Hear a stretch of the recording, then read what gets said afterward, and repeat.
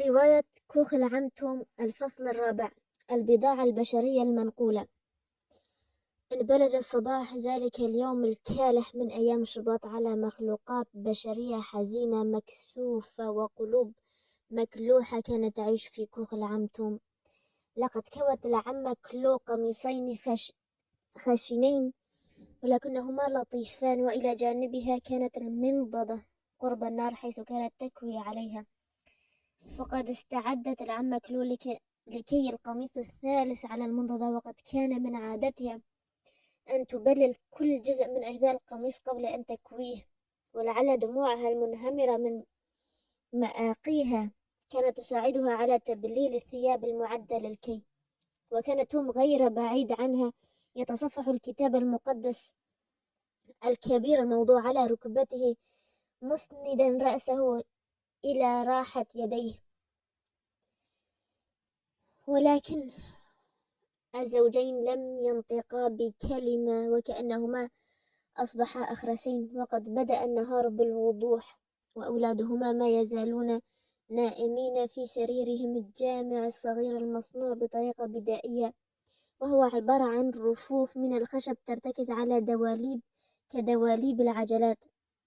نهض توم من مكانه مثقل الرأس ومشى في اتجاه أولاده، ثم خرج عن صمته فقال: قد تكون المرة الأخيرة التي يتاح لي أن أراهم فيها.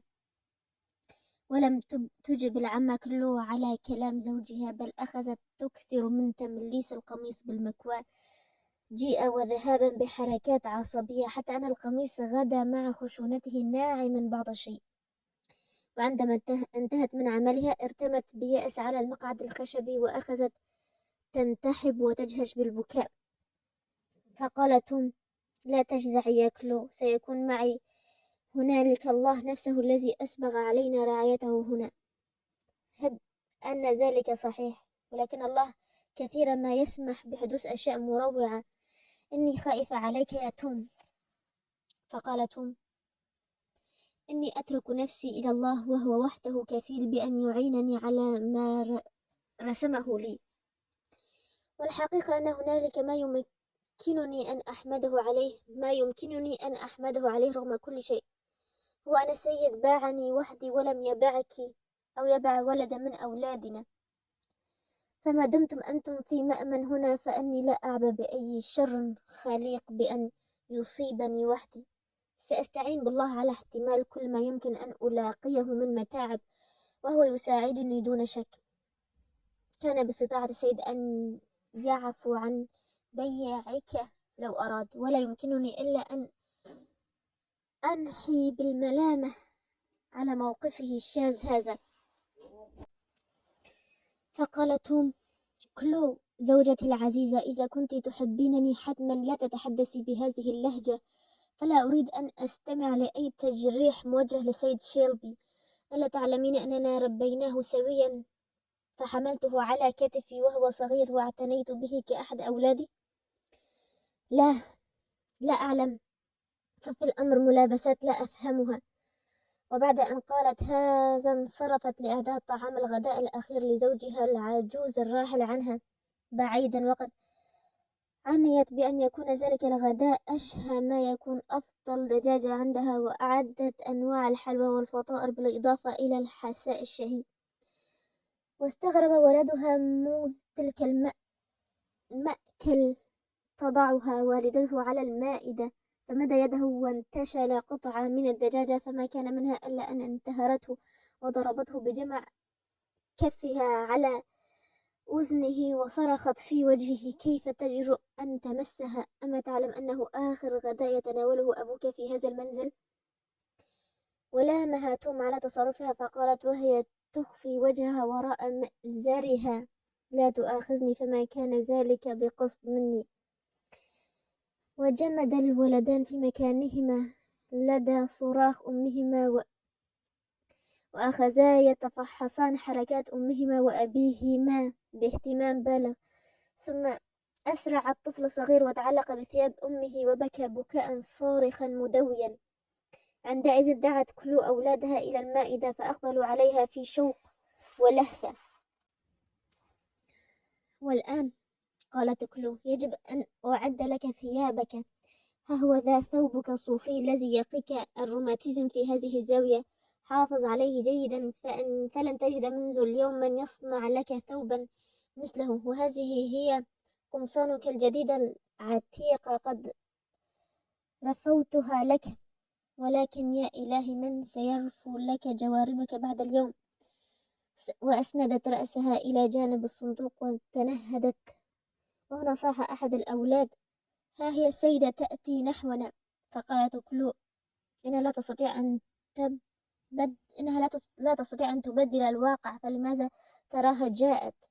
دخلت السيدة شيلبي فقدمت لها كلو في خشونة واضحة كرسيا لتجلس عليه، وقالت السيدة: يا توم إني آتية. وصمتت ثم لم تقوى على النطق أمام هؤلاء المحزونين الصامتين، ثم ارتمت على الكرسي وأجهشت بالبكاء. وإذ رأتها كلو تشنج وقد اكتسى وجهها حزنا، فقالت لها: لا تبكي يا سيدتي، رجاء لا تبكي.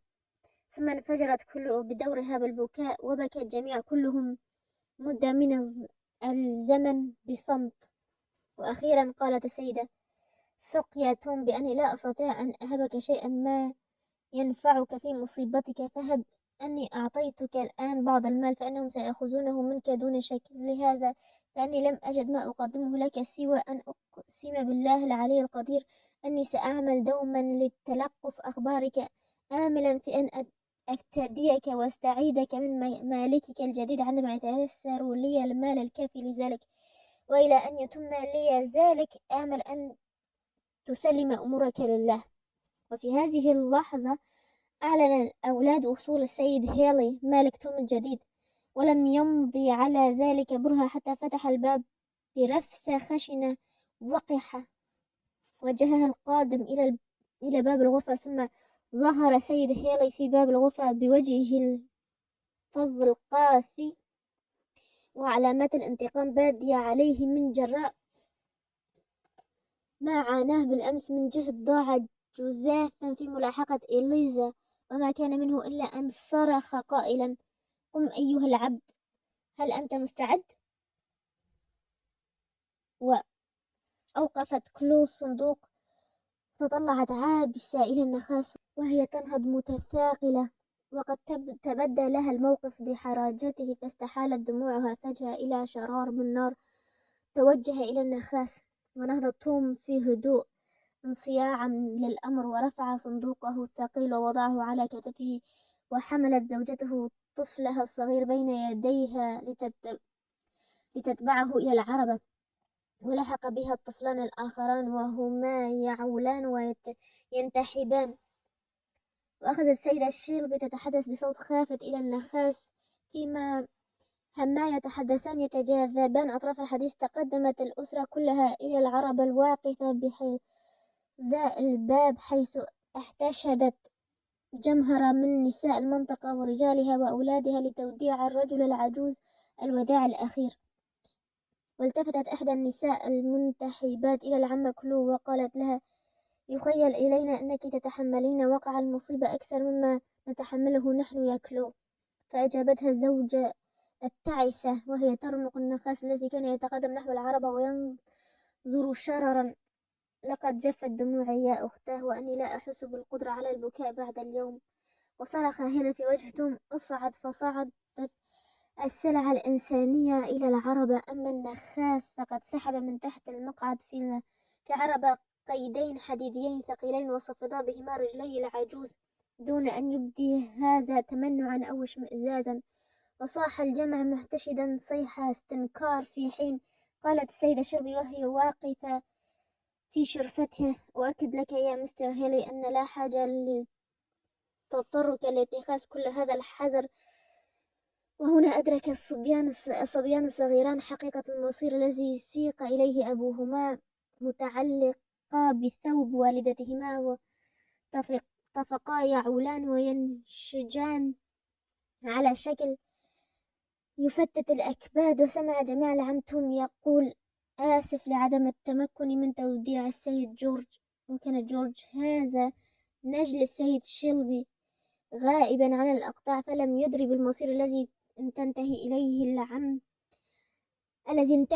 العم توم، ثم استطرد يصرخ قائلا بصدق وإخلاص: أقرئ سيد جورج سلامي وحبي.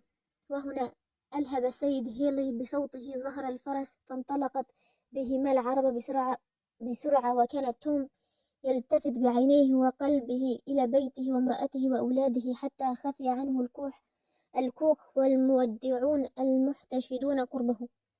وتابعت العربة سيرها في سرعة خاطفة، تقف أمام دكان أحد الحدادين، وأخرج هيلي من تحت المقعد قيدين، وخاطب الحداد بقوله: إن هذين القيدين صغيران بالنسبة ليدي هذا العبد، فهل لك أن توسعهما ليصبحا صالحين له؟ وعرف الحداد توم فصح: ولكنه توم، وهل باعه سيده؟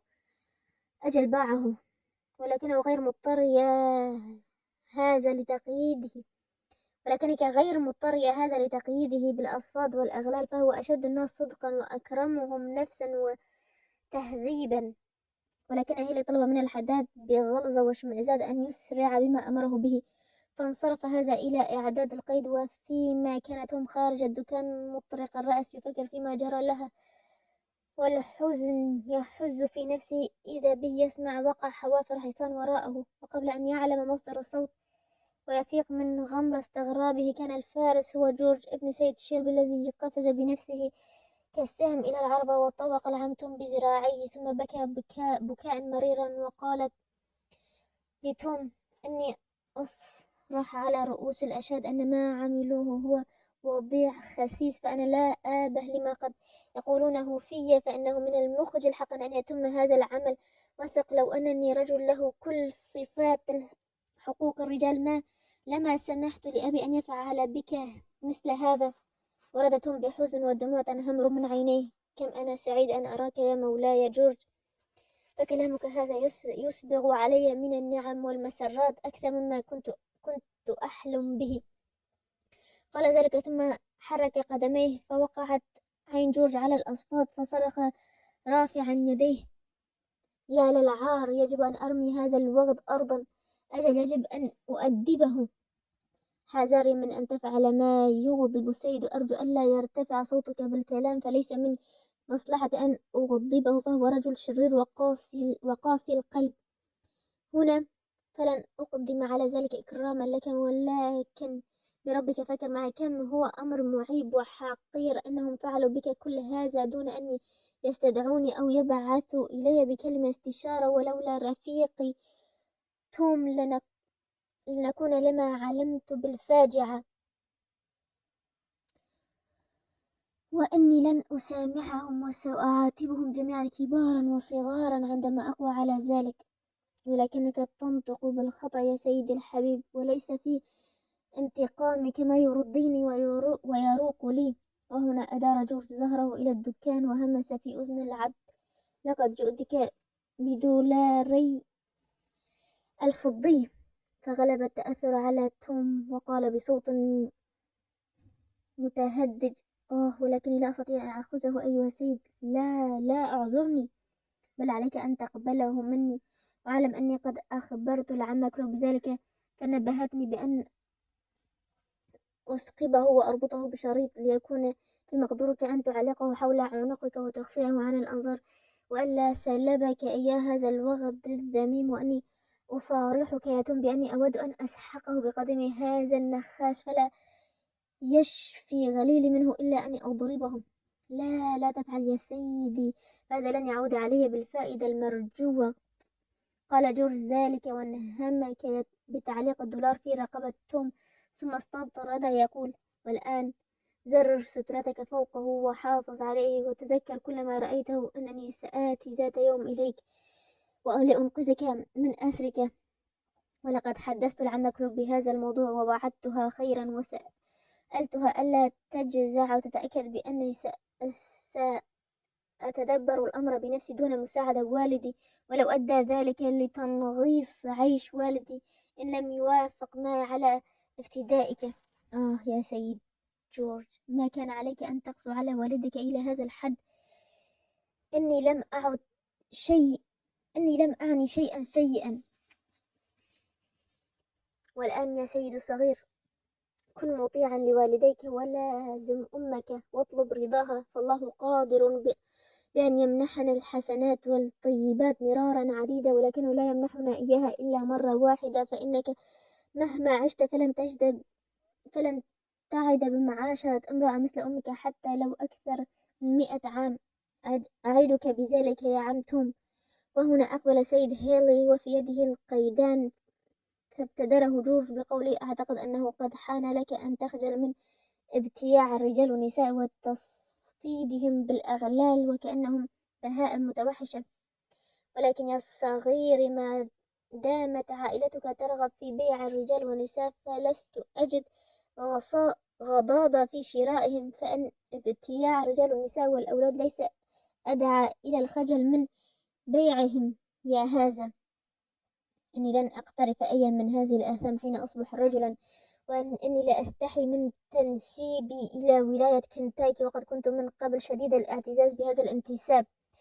قال جورج ذلك وامتطى جواده، ثم التفت إلى توم مودعا: حسنا، أستودعك الله أيها العم توم. مع السلامة أيها السيد الصغير، ليحميك الله القدير وليبارك. ليس في كنتاكي كثيرون من أمثالك. قال ذلك من أعماق قلبه، واتبع نظره الوجه النبيل الذي مضى في سبيله، وظلت عينا توم متسمرتين في ذلك الاتجاه حتى تلاشى وقع حوافر الفرس كليا. وبهذا فقد توم آخر مشهد من مشاهد بيته القديم، وفاضت عيناه بالدموع، وسرت في أوصاله رعدة مؤلمة، بيد أن أملا دافع كان يدغدغ فؤاده على ما يبدو، والأمل هو ذلك الدولار الفضي الثمين الذي وضعه جورج حول عنقه. فرفع توم أنامله المعروقة وشد على الدولار بأقصى ما يستطيع، وكأنه يريد أن يدخله قلبه وأحشاءه. الفصل الخامس. على متن السفينة. وراحت العربة تغدو السير بالسيد هيلي وتوم، وكل منهما مستغرق في أفكاره المستحوذة عليه. فهيلي كان يفكر في توم والسعر الذي سيبيعه به إذا ما ظل بدينا هكذا حتى ذلك اليوم الذي سينقله فيه إلى سوق النخاسة، فهو عبد ضخم الجثة وطويل وعريض المنكبين، قليلون الذين يقدمون على شراء أمثاله. وأما توم فكان يتذكر عبارة من الكتاب العهد القديم، ما فتى تراود ذهنه وتطوف في خياله، فتهتز لها جوانب نفسه، وهي ليس على الأرض. ها هنا مدينة خالدة، ولكننا نطلب واحدة لأبد لا بد آتية. من أجل هذا لا يمل الله من دعوتنا إلهنا ذلك لأنه قد أعد لنا هذه المدينة ووعدنا بها. تناول سيد هيلي صحيفة من جيبه وراح يبحث عن الإعلانات في السوق في شوق بالغ، ولم يكن يحسن القراءة، فهو يرفع صوته قليلا عندما يقرأ، وهكذا تلا الفقرة التالية بصوت مرتفع: ترك للبيع زنوج ونزولا عن أمر القضاء سيباع يوم الثلاثاء الواقع في 20 شباط أمام قصر العدل بمدينة واشنطن كنتاكي. الزنوج التالية أسماءهم: هاجر 60 سنة، جون 30 سنة، بن 21 سنة، ساول 25 سنة، ألبرت 14 سنة. وإنما سيباع هؤلاء العبيد لصالح دائني إقطاعية جيس بلانشفورد وورثتهما.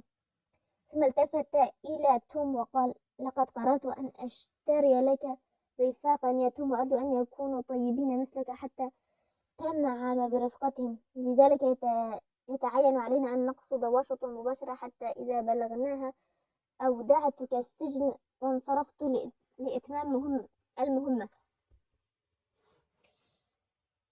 وتلقى توم هذا النبأ في صبر، وراح يتساءل فيما بينه وبين نفسه كم واحدا من هؤلاء البائسين له زوج وأولاد، وعما يشعرون به من ألم عندما يفارقون ذويهم.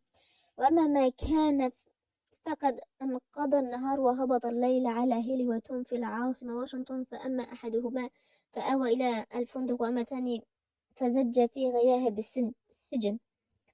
وفي صباح اليوم التالي حوالي الساعة 11 احتشد جمع غفير أمام قصر العدل ينتظرون افتتاح المزايدة، وكان الرجال والنساء معدون للبيع ينتحون زاوية خاصة بهم ويتحدثون بصوت خفي. وكانت الأمة التي أعلن عنها اسم هاجر في 60 من عمرها، ولكنها بدت أكبر من سنها بسبب المرض والتعب الشديدين، وكانت إلى جانب هذا نصف عامية وشبه مقعدة من جراء مرض الروماتيزم. وكان قربها يقف ألبرت ابنها الذي لم يبقى لها زمن غيره، وهو فتى في 14، تبدو على وجهه مخايل الذكاء. كان هو الباقية من أسرة كبيرة انتزعت من قبل المرأة عضوا إثر عضو لتباع في أسواق الرقيق في الجنوب. فلا غرو إذا ما تعلقت العجوز به بكلتا يديها الراجفتين، وعلقت نظرها بخوف قائل في كل من يتقدم ويفحصه بغية شرائه. وقد لاحظ ذلك منها أكبر الرجال سنا، فقال لها مطمئنا: لا تخافي أيتها العمة هاجر، فقد حدثت سيد توماس في أمرك، وقد وعدني بأن يسعى ليبيعكما معا إلى سيد واحد. فقالت وهي ترفع يديها المرتجفتين: بربك يا هذا، قل المشترين بأني لا أزال قادرة على الطهو والغسيل والجلي، قل لهم بأني لست امرأة مهترئة عاجزة، فباستطاعتي أن أخدم العائلة جيدا قبل له، قل لهم ذلك. وهنا وصل هيلي إلى مكان المازاد وشق لنفسه طريقا وسط الجمع المحتشد، واقترب من أحد العبيد ففتح شدقيه وفحص أسنانه وأطال فحصهما، ثم استعرض مشيته وطلب إليه أن يقوم بحركات عديدة لاختبار قوة عضلاته ورشاقته. ثم انتقل إلى عبد ثاني فأخضعه لنفس الفحص، حتى إذا وصل إلى الغلام حس ذراعيه وطلع إلى أصابعه، وأمره أن يقفز ليرى مدى ما يتمتع به من خفة ورشاقة. وفي نبرة تنفح بمزيج من الجزع والحماس قالت المرأة العجوز: لن يباع هذا الغلام إلا معي، فأننا نؤلف صفقة واحدة، فأنا لا أزال قوية أيها السيد، وأستطيع أن أنهض بعديد من الأعمال في زراعة، أليس كذلك؟ قالها هيلي في السخرية، ثم مشى والارتياح بعد على وجهه ليقف بعيدا ويداه في جيبه وسيجاره معلق بين شفتيه وقبعته مائلة إلى الجانب وكأنه مستعد للمساومة. وفيما أخذ هيلي يتحدث إلى أحد التجار معلنا رغبته في شراء الفتى دون أمه العجوز الشمطاء سرت بين النظارة دمدمة مجنونة. فتقدم الدلال يشق سبيله في قلب الحشد ليصل إلى الفتى، فأمسكت العجوز أنفاسها وتعلقت بابنها أكثر من ذي قبل. ابق قريبا مني يا ألبرت، إنهم سيبيعوننا سويا. فقال الصبي: أوه يا أماه، ولكني أخشى أن يحجموا عن ذلك. يجب أن يفعلوا ذلك، وإلا فلن أقوى على العيش إذا ما فصلت عني. وأعلن افتتاح السوق وبدأ المزاد وبيعت السلع البشرية المعلن عنها بأسعار جيدة. ورث المزاد على هيلي مرتين اثنتين. والآن تعال أيها الفتى الصغير، قال الدلال ذلك ووكز ألبرت بمطرقته. اصعد إلى المنصة وأرنا عدوك ووثبك ورشاقتك وقوة عضلاتك. فصاحت العجوز وهي تتمسك بتلابيب ولدها: ضعنا نحن الاثنين معا على المنصة، ضعنا معا من فضلك أيها السيد. فانتهرها الرجل وأبعد يديها المتوسلتين قائلا: سوف يأتي دورك في النهاية، أقفز الآن أيها الأسود الصغير. وانبر الفتى إلى المنصة في حين سمع القوم من أمه المسكينة أنها عميقة. ووقف الفتى بهدوء وأخذ يجيل نظره إلى الأمام وإلى الوراء، ولكن الدلال دفعه بشدة إلى داخل المنصة، والدمع يسيل من عينيه الواسعتين اللامعتين. وقد أثارت طلعته البهية وقوامه الرشيق وعيناه الواسعتان منافسة حاد بين النخاسين، وتهافتت العروض على الدلال من كل جانب. أما الفتى فكان حزين القلب، ينقل طرفه من جهة إلى أخرى متتبعا مزايدة النخاسين وأصواتهم المرتفعة من هنا وهناك. وأخيرا أعلنت المطرقة اختتام المزاد، وفاز هيلي بالصفقة، فاقتيد الفتى من المنصة إلى سيده، ولكنه وقف للحظة والتفت إلى الوراء في حين كانت أمه العجوز وقد سرت فيها رعدة مريرة تمد يديها المرتعشتين نحوه. اشترني أيضا أيها السيد، أستحلفك بالله اشترني، وإلا قضيت نحبي من الغم والحزن. ولكن هيلي لم يأبه لتوسلاتها، فاشتراها أحد النخاسين بثمن بخس بل بدراهم معدودة، وتفرق شمل النظرة وانتهى المزاد، وتجمع ضحايا المزاد الذين عاشوا طوال سنوات في منزل واحد حول العجوز المنتحبة المرددة أبدا في صوت كبير: أما كان في إمكانهم أن يبتاعوني مع ولدي، فما كنت أعتقد أن قسوة الدهر تستطيع أن تصل إلى هذا الحد معي. فقال أكبر العبيد يواسيها: سلمي أمرك لله أيتها العمة هاجر. فتنهدت وقالت: وما الفائدة من الاتكال على الله بعد اليوم؟ فصاح الفتى: أمي لا تقولي هذا، إنهم يقولون بأن سيدك جديد رجل طيب. لست أبالي. يا ولدي، إنك ولدي الوحيد الذي تبقى لي في هذه الدنيا. إلهي كيف أقوى على احتمال ألم الفراق. وصاح هيلي في غلظة: تعالوا أبعدوها من هنا، فليس من الخير لها أن تستمر على هذه الشاكلة. وفصلت المخلوق البائس عن ابنها، وأقتيدت إلى عرب مولاها الجديد. وانصرف هيلي لإصفاد أيدي السلعة التي امتلكها اليوم بعد أن ربطها بسلسلة حديد طويلة اقتاد بواسطتها بضاعته الجديدة إلى السجن. وبعد أيام ركب هيلي وامتلكاته متن مركب من مراكب أوهايو. لقد كان العبيد الثلاثة يؤلفون نواة ثروته البشرية المقدر لها أن تتعاظم كلما انتهت سفينة إلى مرفأ جديد. كانت السفينة الجميلة تشق عباب الماء في زهو وبشر تحت السماء صافية الأدم، وفي ظلل العلم الأمريكي ذي الخطوط والنجوم. كان الحرس مختلطين بالرجال والنساء والحسني الثياب والهندام الذين يمشون على ظهر السفينة ويستمتعون بطقس ذلك النهار الساحر. فكل شيء من كائنات ومناظر طبيعية كان يمور بالسعادة، والبشر إلا المخلوقات البشرية التي يمتلكها هليل، والتي حشرت مع العفش في الطبقة السفلى من السفينة، والتي لم تكن لتحلم على ما يبدو يتاح لها امتياز التحدث بحرية حين سمح لها بأن تختلط لتتحدث بصوت خافت عن سيدها. لكن هيل انتبه أخيرا إلى هفوته تلك فهرع إلى مقتنياته مسرعا، وأخذ يخوبهم على هذا الوضع الذي اتخذوه، وصاح بهم: آمل أن تكونوا فرحين مستبشرين، وثقوا أنكم إذا ما خلصتم نياتكم نحوي وجدتم عندي الكثير. وأجاب العبيد دفعة واحدة: نعم يا سيدي. ولكن الحق يقال أن أولئك العبيد لم يأنسوا بكلامه، فقد كانوا يذكرون زوجاتهم وأمهاتهم وأخواتهم وأولادهم، وكانوا قلقين على مصيرهم. تحدثت السلعة التي وصفت بأنها جون وعمرها 30 سنة، فقالت: إن لي زوجة تعيسة لا تعلم عما آلت إليه حالي. فسأله توم: وأين تعيش زوجتك؟ فقال جون: في فندق غير بعيد من هنا، وكم أتمنى أن أستطيع أن أراها مرة أخرى قبل أن أموت.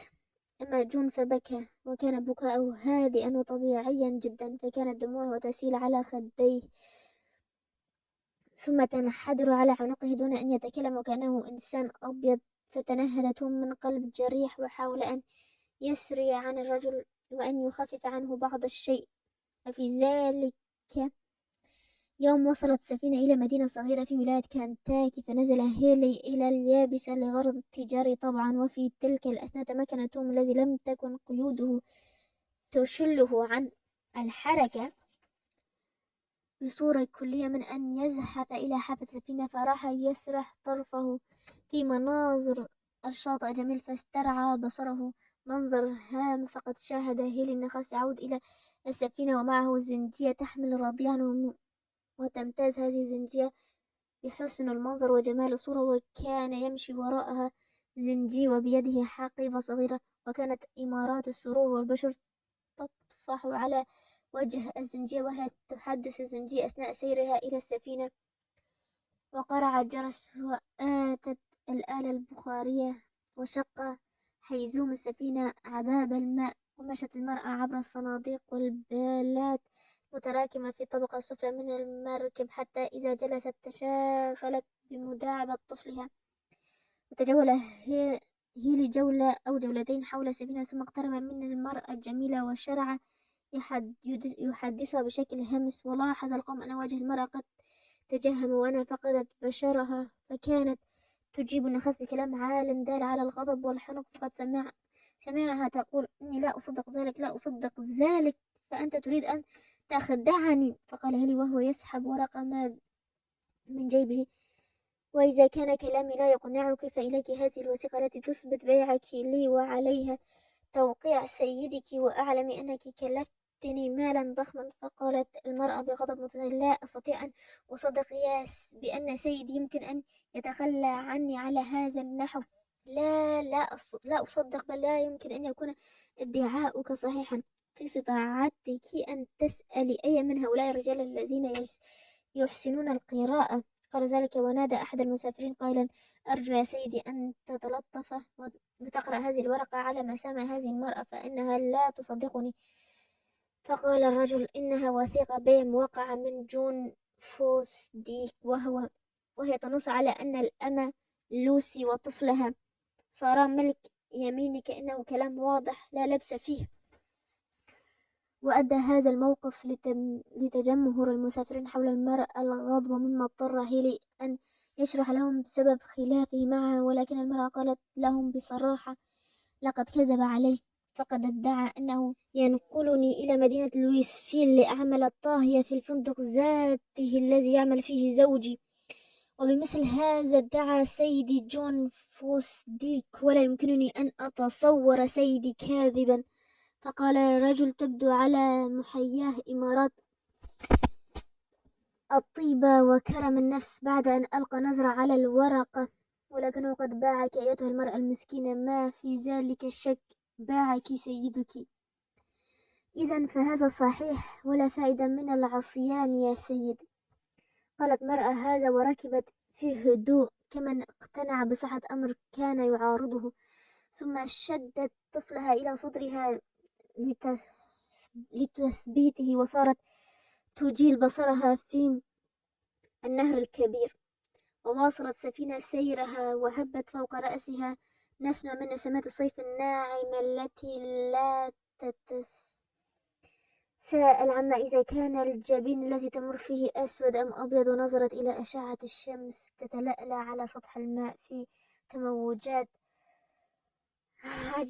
عسجدية، وسمعت أصواتا متبعثرة تتحدث حولها من كل جانب، ولكن فؤادها كان مثقلا بالهموم، فأحست وكأن جبلا قد سقط عليها.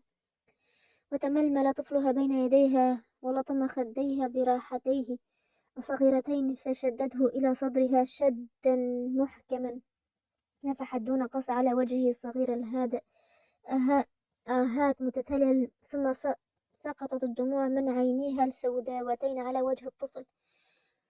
ومر بها الرجل فرأى نشاط الغلام وصحته الموفورة، فوقف إلى جانبها فجأة وقال: إنه لغلام جميل، كم عمره؟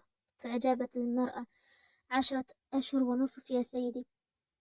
ولطف الرجل الغلام وصفر له ثم قدم له قطعة من حلوى، ثم واصل سيره حتى إذا بلغ جانب السفينة الآخر وقف قرب هيلي الذي كان جالسا يدخن فوق بعض الصناديق المكومة، وسأله ما الذي سيفعله بتلك المرأة السوداء. فقال هيلي: إني سأستخدمها في جني القطن وحلجه، فأناملها القوية تساعدها على ذلك، وإذا كنت بحاجة إلى امرأة فلا أعتقد أنك بحاجة إلى طفل في الأعمال الزراعية. فأجاب هيلي وهو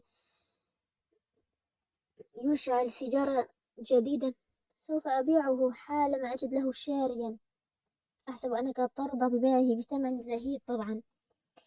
قال الرجل ذلك وتسلق الصناديق المكومة وجلس في راحة واطمئنان. فقال هيلي: هذا يتوقف على الظروف، ولكن ألا ترى معي أنه طفل رائع؟ انظر إلى شكله وإلى طوله وبدانته وإلى لحمه المتراص فوق عظامه.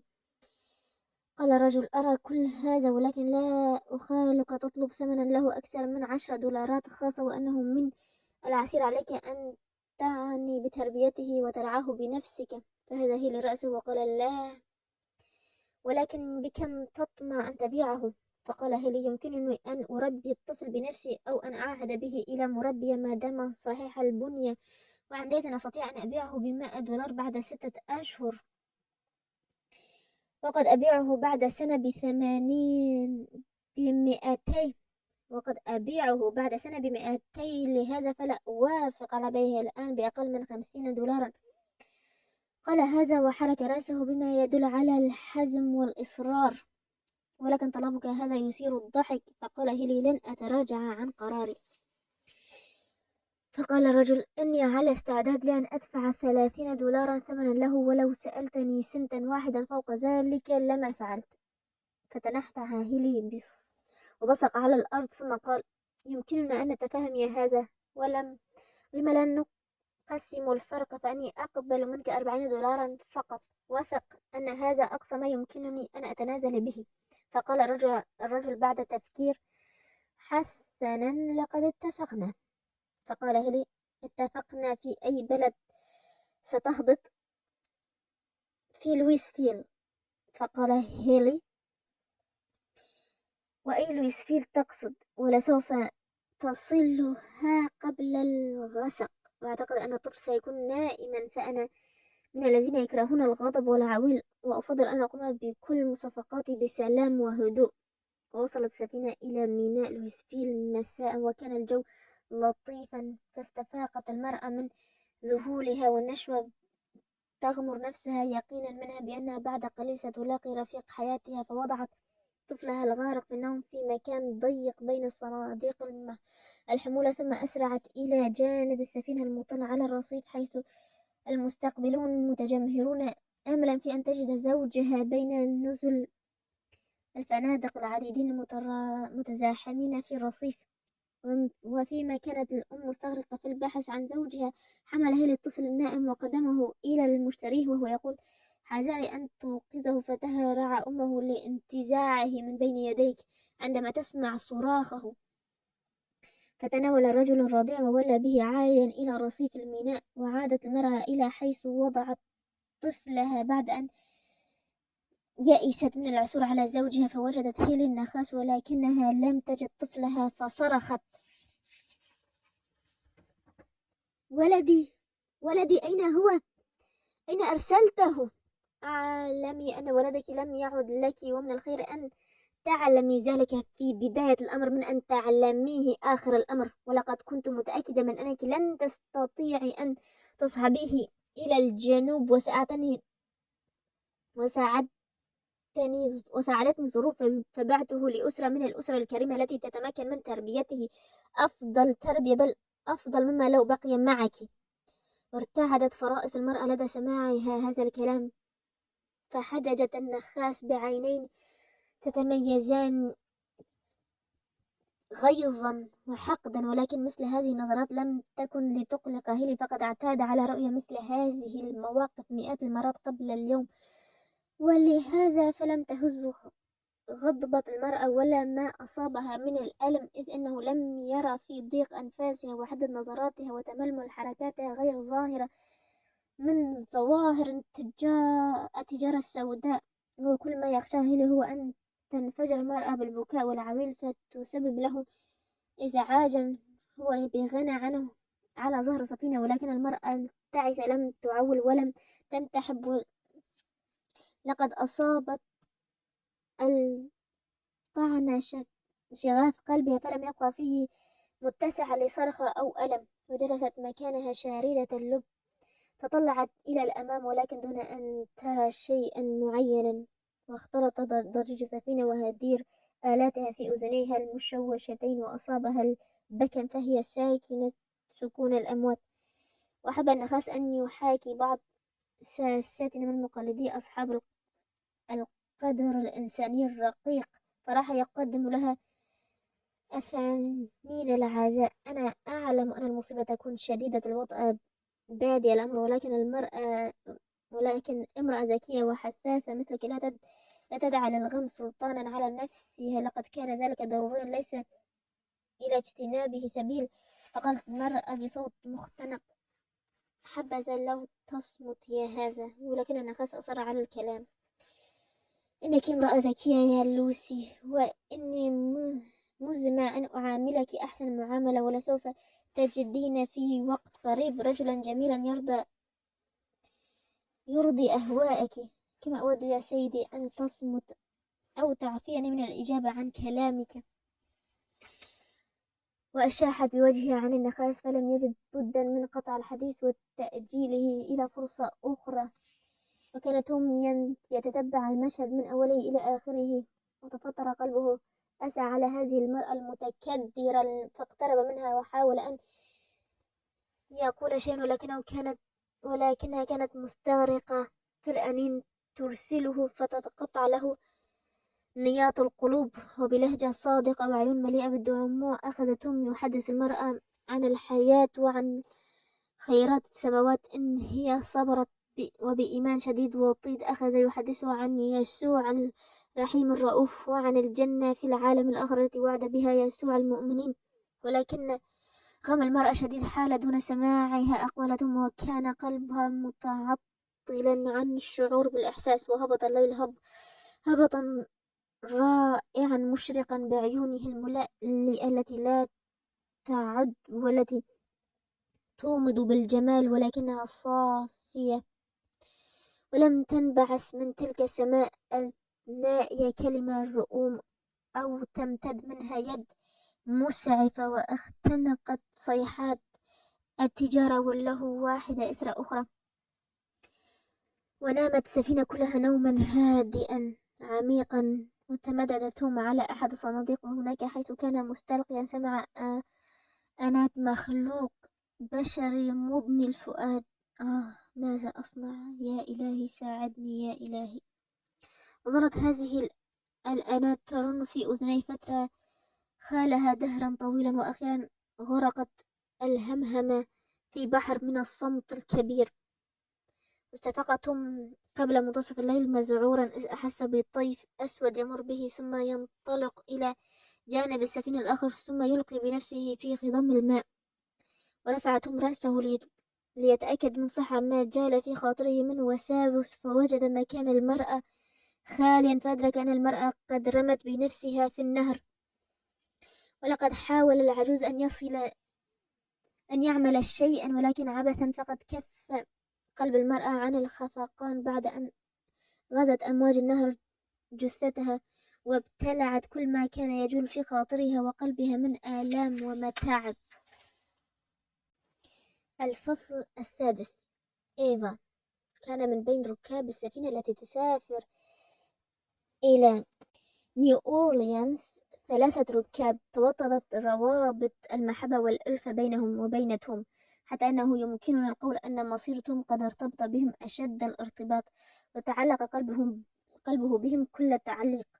أما الأول اسمه سانت كلار، فهو مزارع طيب النفس، ولكنه يمتاز بالسخرية اللاذعة وتهكم جارح، ولعله اكتسب هذه الصفة من حياته الزوجية المريرة، فقد ابتلاه الله بزوجة غنية غيور وتسمى ماري، فلم ينعم معها بالسعادة التي ينشدها، فراح يكسر في سفريات فرارا من منزله المظلم وعيشه المنكر.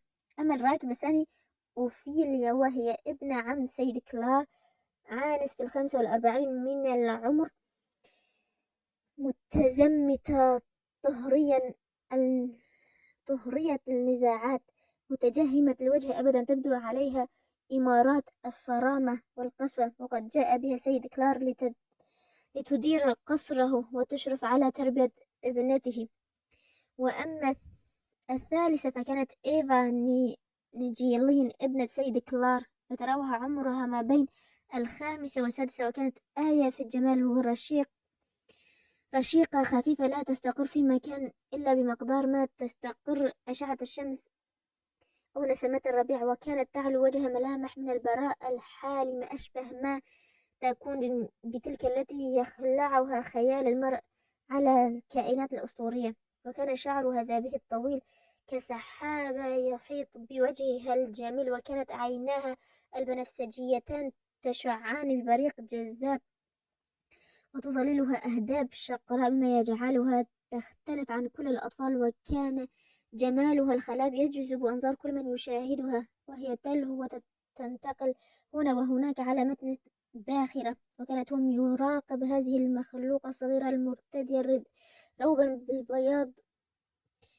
بسرور متعاظم يوما بعد يوم. لقد بدت في عينيه مخلوقا سماويا أو يكاد، فهو لا يكاد يلمح رأسها الذهبي وعينيها الزرقاوين تطلان عليه من وراء إحدى بالات القطن الداكنة حتى يخال إليه، وكأن عينيه قد وقعتا على أحد الملائكة الطهار الذين يتحدث عنهم الكتاب المقدس.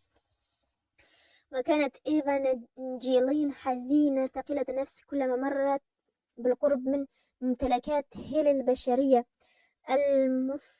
المصفدة بالقيود، فكانت تسير بينهم واللوعة بادية على محياها، وأحيانا ترفع بيديها الرقيقتين وبرفق سلاسلهم الغليظة، ثم تتنهد بعمق وتنسحب من بينهم بخطى. وكم من مرة كانت تزورهم ويدها وجيوبها مليئة بالحلوى والجوز والبرتقال لتوزعها عليهم، ثم تعود فرحة بعملها هذا. وذات يوم سألها توم: ما اسم مولاتي الصغيرة؟ فأجابت: إيفانجيلين سانت كلار، وكان الجميع يسمونني إيفا، ولكن الجميع يسمونني إيفا.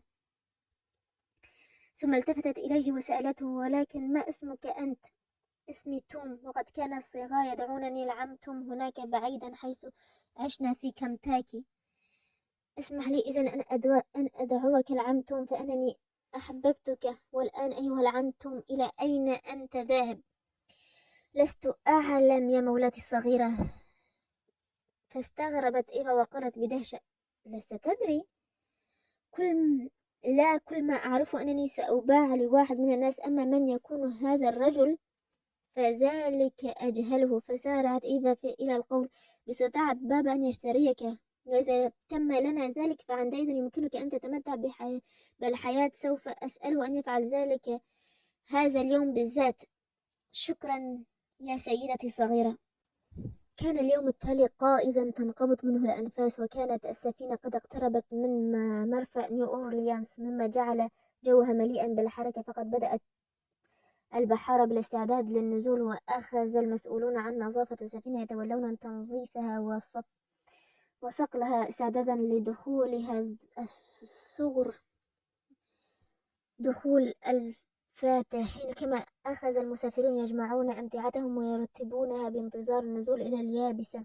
وكانت في تلك الأثناء يحيل بصره بين 2000 و2000 نحو الجانب الآخر من السفينة بشوق بالغ، فرأى على مقرب منه الطفلة البريئة إيفانجيلين شاحبة الوجه شاردة اللب، وإلى جانبها الشاب أنيق لا بد وأن يدرك الناظر إليه لأول وهلة أنه والدها سانت كلار، الذي كان يسند أحد مرفقيه إلى بالة من القطن، مستمعا في لا مبالاة واضحة إلى هيلي المتدفق في امتداح السلعة التي تجري عليها المساومة. حتى إذا تم هيلي كلامه قال سانت كلار بلهجة ساخرة تعني أن الفضائل الأخلاقية والمسيحية قد اجتمعت كلها ها هنا ضمن دفتي من الجلد الأسود الناضر، حسنا أيها الأخ الطيب، كم تطلب في صاحبنا هذا؟ فقال هيلي: أحسب أن 1300 دولار تكون كافية. فقال سانت كلار: ولا شك أنك لم تطلب هذا الثمن إلا إكراما لخاطري.